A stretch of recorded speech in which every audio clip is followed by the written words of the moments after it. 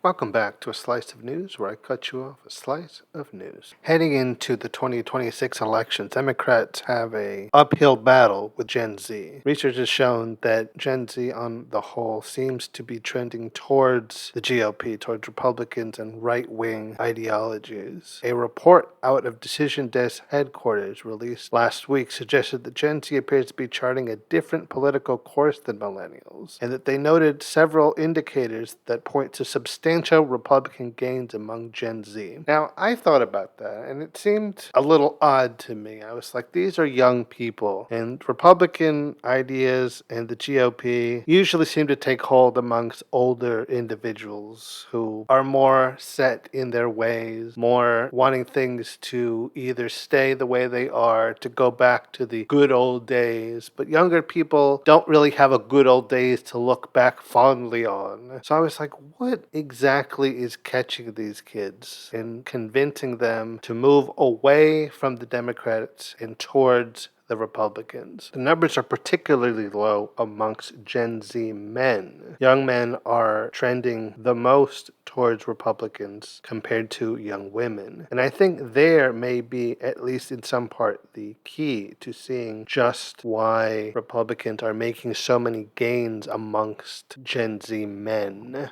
I think there's this perception amongst a lot of younger voters and young male voters in particular that the Democratic Party has largely ignored them and abandoned them. Many feel that Democrats and liberal ideologies in general largely demonize masculinity, that it says that they should be ashamed of being a man, and the things that they love about manliness are toxic masculinity, and they hate being told that they should feel bad about being themselves. And then in comes the Republicans and saying, oh, no, don't worry. We love manliness. We love those things. Those liberals over there telling you should feel bad. No, you should feel proud. You should join us. And of course, that attracts those men who feel that Democrats and liberals have told them that their way of being is bad and wrong and they should feel bad about it. They are easy prey for the so-called manosphere, men online preaching what would be to many on the left seen as toxic masculinity, as a lot of the negative male messaging that a lot of people on the left are against. But it preaches this mindset of, it's cool to be a man, to be dominant, to be looking for women to submit to you, sort of selling this mindset, this lifestyle of masculinity that's very approachable to these young men. And it's very easy for them to get sucked into this mindset and this pipeline that goes directly from this manosphere talking points straight to right-wing ideologies, right-wing talking points, right to the GOP. So it's really almost a direct through line from these ideas about maleness and masculinity straight to becoming a registered Republican and voting Republican in elections. And of course, the issue goes beyond just young male voters being made to feel unmasculine and fear what they believe as feminine from the left. Part of the issue is also that many of these younger voters feel that the Democrats don't give them enough reason to vote for them, that they view the Democrats mainly as a party of, well, we're not Republicans. So you kind of owe us a vote because if you don't vote for us, you're voting for them. And so they want a Democratic Party that makes them feel like they have something to gain from them, that the Democrats are a party that will provide for them and not just be the not Republicans, the not Trump party. I remember vividly leading up to this previous election 2024, a lot of these young Gen Z men saying, yeah, well, I don't really say why I should vote at all. Sure, Donald Trump is awful and terrible, but I don't see any reason to vote for Kamala, to vote for the Democrats, because they're not really any better. Sure, they're not Republicans, but I don't really feel like voting for either of them. I don't want to be stuck in this trap of lesser of two evils. If I have to choose between the lesser of two evils, I'm just not going to choose at all. I'm just not going to vote. So then you have this subsection, this group that says, well, I'm not going to vote at all. So they're not even on the table. And then of the rest of those potential Gen Z voters, you have a lot of them being locked into right-wing beliefs, Republican Party attractants. So it does track that what they're seeing is a lot of Gen Z voters skewing towards the Republicans. So it's not just a problem that Gen Z are voting more Republican.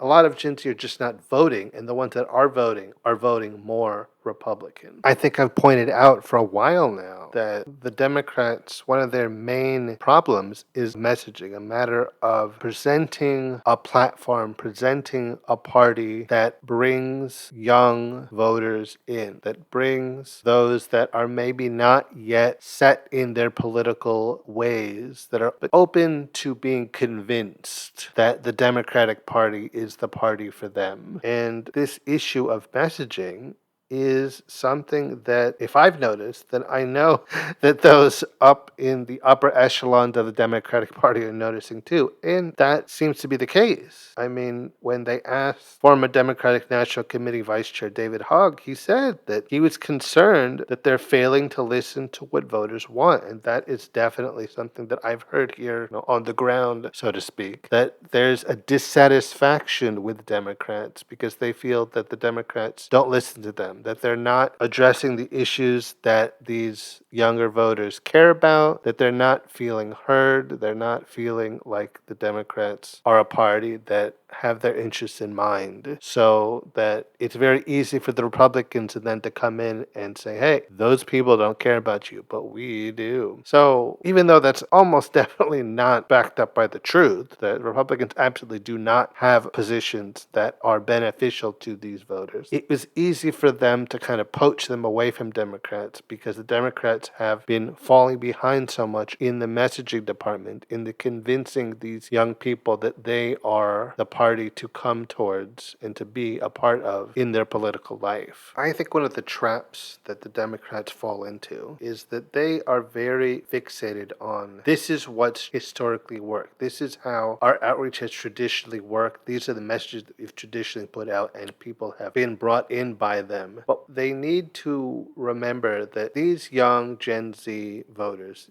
especially young Gen Z male voters, are coming into the political arena from a time that has never been before. These are young people that had a lot of their education interrupted by the pandemic, that had a lot of social experiences that previous generations just sort of took as given, that that's just the way it's always worked. They haven't had it. They had a lot of interrupted experiences. So they're coming in a little stunted, a little behind in some ways. And the Democratic messaging is not addressing them as they are, from where they are, the issues that they are feeling. The Democrats aren't listening to them and molding their outreach to how these young people are, their experiences, and they aren't getting the reassurances that not only are the Democrats listening to what they're saying they need and want, but that they understand where they're coming from. Because when you get down to it, a lot of the issue here is that it is a group of people who have felt like they have uniquely Gen Z problems, and the politicians and the political parties are not addressing those problems because they're not problems that those who are older understand because they did not experience them. They don't have a frame of reference to relate to them, so they don't. And so these young people are saying, well, if you don't understand me and you don't seem to care about the things that I went through and need as a result, why should I come to you and pledge my allegiance to your party and your way of thinking? I think one of the big keys to get Democrats out of this recruitment slump, if you want to call it that, is to make these young voters feel heard, feel like we are a party that cares about what you went through and we